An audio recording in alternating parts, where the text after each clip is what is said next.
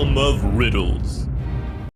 You are working as a zookeeper in a zoo that is famous for extremely hungry animals. Every night, you prepare one huge meal for the animals, which you put in each animal cage so that the animals can eat first thing in the morning. However, this morning, some of the animals complained they did not receive any food. Yet, you are sure you filled every animal's bowl last night so they would wake up with food. Suddenly, you notice one of the animal cages is open and your keys for all the cages are gone. You clench your fist like Arthur because you know the thief is a repeat offender. Which animal escaped and stole food from the other animals? Pause the video now to solve the riddle for yourself.